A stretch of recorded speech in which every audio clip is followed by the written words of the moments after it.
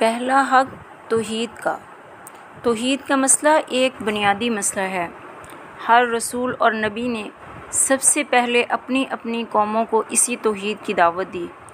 ہر ایک نے یہی کہا، یا قوم اعبدوا اللہ ما لکم من الہ غیرہ، اے میری قوم صرف اللہ کی عبادت کرو، تمہارے لیے اس کے سوا کوئی اور معبود نہیں۔ اللہ تعالیٰ نے پیغمبر آخر الزماں محمد رسول اللہ صلی اللہ علیہ وسلم کو خطاب کرتے ہوئے فرمایا، وَمَا أَرْسَلْنَا مِن قَبْلِكَ مِن رَسُولٍ إِلَّا نُوحِي إِلَيْهِ أَنَّهُ لَا إِلَٰهَ إِلَّا أَنَا فَاعْبُدُونِ، اور آپ سے پہلے ہم نے جو بھی رسول بھیجا اس کی طرف یہی وحی کرتے رہے کہ بے شک میرے سوا کوئی معبود نہیں، لہٰذا تم میری ہی عبادت کرو۔ صحیح بخاری میں ہے، نبی کریم صلی اللہ علیہ وسلم نے سیدنا معاذ بن جبل رضی اللہ تعالیٰ عنہ سے پوچھا، وَهَلْ تَدْرِي حَقَّ اللَّهِ عَلَىٰ عِبَادِهِ وَمَا حَقُّ الْعِبَادِ عَلَى اللَّهِ قُلْتُ اللَّهُ وَرَسُولُهُ أَعْلَمُ قَالَ فَإِنَّ حَقَّ اللَّهِ عَلَى الْعِبَادِ أَن يَعْبُدُوهُ وَلَا يُشْرِكُوا بِهِ شَيْئًا وَحَقَّ الْعِبَادِ عَلَى اللَّهِ أَلَّا يُعَذِّبَ مَن لَّا يُشْرِكُ بِهِ شَيْئًا۔ کیا تمہیں معلوم ہے کہ اللہ تعالیٰ کا اپنے بندوں پر کیا حق ہے اور بندوں کا اللہ تعالیٰ پر کیا حق ہے؟ میں نے عرض کیا، اللہ اور اس کا رسول ہی زیادہ جانتے ہیں۔ آپ نے فرمایا، اللہ تعالیٰ کا بندوں پر حق یہ ہے کہ وہ اس کی عبادت کریں اور کسی کو اس کا شریک نہ ٹھہرائیں، اور بندوں کا اللہ پر حق یہ ہے کہ جو اس کے ساتھ کسی کو شریک نہ ٹھہرائے اسے عذاب نہ دے، اور یہ حق تمام حقوق سے پہلے ہے، نہ کوئی حق اس سے پہلے نہ اس سے بڑھ کر ہے۔ سورہ بنی اسرائیل میں اللہ تعالیٰ فرماتے ہیں، وَقَضَىٰ رَبُّكَ أَلَّا تَعْبُدُوا إِلَّا إِيَّاهُ وَبِالْوَالِدَيْنِ إِحْسَانًا، تمہارے پروردگار نے یہ فیصلہ کر دیا کہ تم اس کے سوا کسی اور کی عبادت نہ کرو اور ماں باپ کے ساتھ اچھا سلوک کرو۔ اب ہم کتنی بار اس بات کا اقرار کرتے ہیں کہ اللہ ہم تیری ہی عبادت کرتے ہیں۔ ہر نمازی فرض نماز پڑھے یا نفل پڑھے یہ الفاظ کہہ کر اسی حق کو ادا کرنے کا عہد کرتے ہیں، ایاک نعبد و ایاک نستعین، اے اللہ ہم تیری عبادت کرتے ہیں، تجھ سے ہی مدد مانگتے ہیں۔ کتنی بار دن میں ہم اس بات کا اقرار کرتے ہیں؟ سلام پھیرنے کے بعد ہم بھول جاتے ہیں کہ ہم نے اللہ سے کیا اقرار کیا۔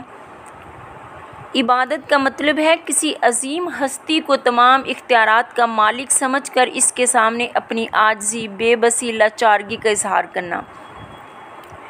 ایسی ہستی جس کی عظمت و قدرت کے سامنے انسان اپنے آپ کو بے بس محسوس کرے، اور جو کچھ مانگنا ہو اس کا عاجز بندہ بن کر صرف اسی سے مانگے، اسی کا خوف اپنے دل میں رکھے، اپنی امیدیں صرف اسی سے وابستہ کرے، نظر و نیاز صرف اسی کے نام کی دے۔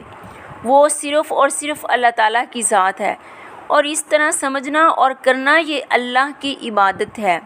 اسی طرح نماز ادا کرنا، روزہ رکھنا، بیت اللہ کا حج کرنا، زکوٰۃ دینا یہ بھی عبادات ہے جو صرف اللہ ہی کے لیے کی جا سکتی ہے۔ نماز صرف اللہ کے لیے، روزہ صرف اللہ کے لیے، بیت اللہ کا حج اور اس کا طواف صرف اللہ کے لیے، زکوٰۃ صرف اللہ کے لیے۔ ان میں سے کوئی بھی کام اللہ کے سوا کسی اور کے لیے نہیں کیا جا سکتا۔ اگر کیا جائے گا تو یہ شرک ہے، یعنی ہم قولی، فعلی، مالی یہ ساری باتیں صرف اللہ کے لیے۔ سب سے پہلے شرک کیسے شروع ہوا؟ سیدنا نوح علیہ السلام کی قوم نے سب سے پہلے شرک کیا، اور اس کا آغاز اس وقت ہوا جب انہوں نے نیک لوگوں کی تعظیم میں غلو کیا۔ انہوں نے اپنے بڑے بڑے 5 بت بنا لیے تھے، اور ان کی بابت وہ اتنے سخت تھے کہ اللہ نے ان کا قول نقل کیا، یعنی قرآن میں ان کا ذکر فرمایا، وَقَالُوا لَا تَذَرُنَّ آلِهَتَكُمْ وَلَا تَذَرُنَّ وَدًّا وَلَا سُوَاعًا وَلَا يَغُوثَ وَيَعُوقَ وَنَسْرًا، یعنی انہوں نے کہا ہرگز نہ چھوڑو اپنے معبودوں کو، نہ چھوڑ دو ود کو، سوا کو، یغوث کو، یعوق کو، نصر کو، یہ ان کے بتوں کے نام تھے۔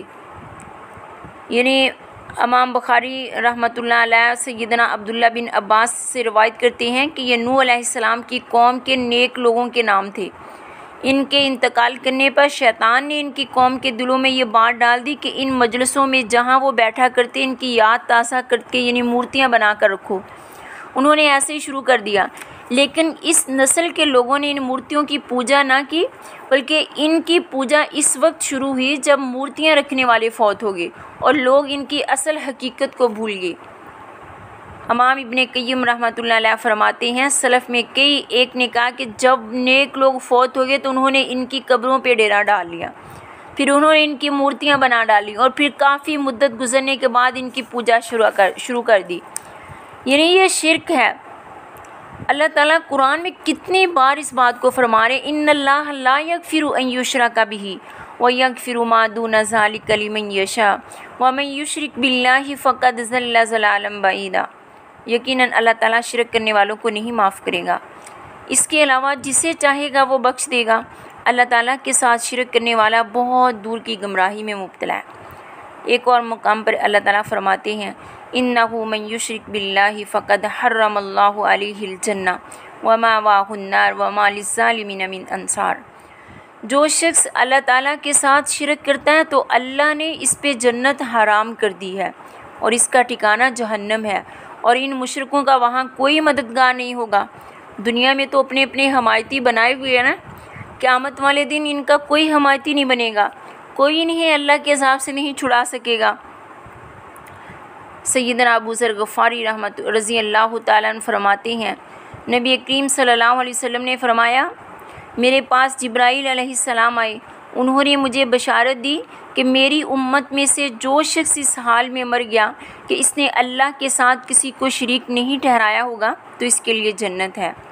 میں نے کہا، اگرچہ اس نے چوری کی ہو، وَإِن زَنَا وَإِن سَرَقَ قَالَ وَإِن زَنَا وَإِن سَرَقَ۔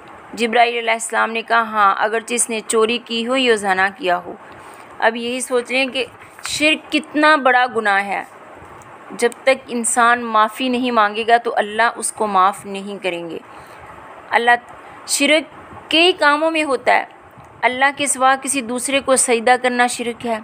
جو لوگ قبروں کو سجدہ کرتے ہیں، تصاویر بتوں کو سجدہ کرتے ہیں، وہ مشرک ہیں۔ اللہ کے برابر کسی دوسرے کا علم ماننا یہ بھی شرک ہے۔ اللہ تعالیٰ جیسی طاقت اور قدرت کسی اور ہستی میں ماننا یہ بھی شرک ہے۔ اللہ تعالیٰ کے سوا کسی اور کو مشکل کشا ماننا یہ بھی شرک ہے۔ ہماری دعائیں اللہ تعالیٰ کے سوا کوئی نہیں سن سکتا۔ اگر ہم یہ خیال کر لیں کہ فلاں فلاں بزرگ بھی ہماری دعائیں سنتے ہیں تو یہ بھی شرک ہے۔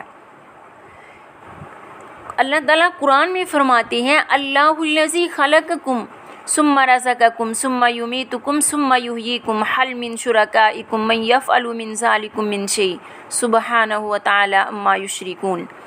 اللہ وہ ہے جس نے تمہیں پیدا کیا، پھر تمہیں روزی دی، پھر تمہیں موت دے گا، پھر تمہیں زندہ کرے گا۔ کیا تمہارے بنائے ہوئے معبودوں میں سے کوئی ایسا ہے جو ان کاموں میں سے کوئی ایک کام بھی کرتا ہو؟ پاک ہے وہ اللہ اس شرک سے جو یہ لوگ کرتے ہیں۔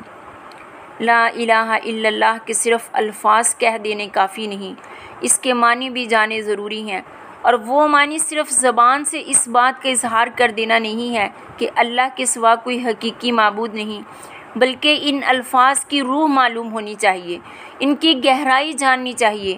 ہم پورے خلوص سے اس روح پر کاربند ہوں، اور وہ روح یہ ہے کہ آپ کے دل میں اس کے سوا کوئی اور نہ ہو، اللہ کے سوا کسی پر آپ کا بھروسہ نہ ہو۔ صرف زبان سے توحید کا اظہار کرنا کچھ بھی فائدہ مند نہیں جب تک کہ دل لا الہ الا اللہ کا قائل نہ ہو۔